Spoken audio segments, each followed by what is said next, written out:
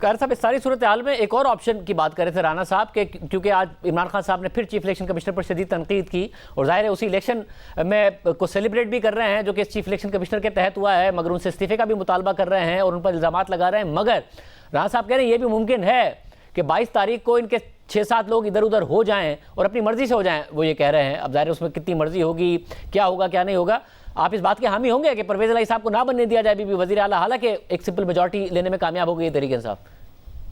देखिए, पहली गुजारिश तो ये है कि चीफ इलेक्शन कमिश्नर को गालियां देने से इमरान खान साहब का काम नहीं चलेगा। बहुत गालियां दे चुके उनको, बहुत बुरा भला कह चुके उनको, कोई एक इल्जाम उन पे वो सब्सटेंशिएट नहीं कर सकते। जब तक वो चीफ इलेक्शन कमिश्नर उनके अपने हाथों से चुने हुए थे, जब तक तो वो उनको रिलीफ, यानी रिलीफ का रंग वो था कि वो फॉरेन फंडिंग या ममनुआ फंडिंग का जो केस था उसमें डेट्स मिलती रही, खान साहब के लिए वो बड़े ठीक रहे। जब उन्होंने अदालत के फैसले और बहुत तवील मुद्दत गुजर जाने के बाद अपोजिशन का भी एक बोझ था, उन्होंने फैसला कर लिया कि अब अदालत ने भी कहा है डे टू डे हियरिंग करें। जब वो डे टू डे हियरिंग की तरफ आए तो उस पे खान साहब जो हैं वो चरागपा हो गए। उन्होंने कहा कि जनाब ये तो बड़े खराब आदमी है। अब उनको इस इलेक्शन में भी कोई एक ऐसा इल्जाम जिसको वो किसी सबूत के साथ लगा सके, जिसके अंदर कोई लॉजिक और अकली दलील हो, कोई आपके इल्म में हो तो मुझे बता दीजिए।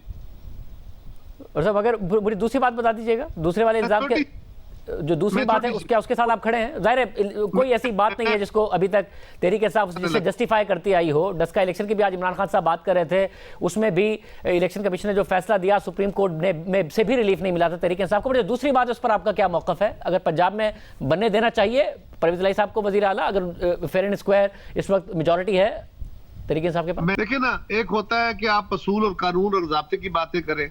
जो कानून असूल ज़ाब्ते खान साहब ने, चौधरी परवेज़ इलाही साहब ने, साबिक स्पीकर और डिप्टी स्पीकर ने लगाए हैं कि ज़ाब्ते इख्तियार किए हैं, जो सदर ममलकत ने किए, जिस पे सुप्रीम कोर्ट का फैसला भी आ गया, जिस पे हाई कोर्टों के फैसले भी आ गए, अब इसके अंदर भी बिल्कुल हमें तो असूल और कानून के ज़ाब्तों के तहत ही चलना चाहिए।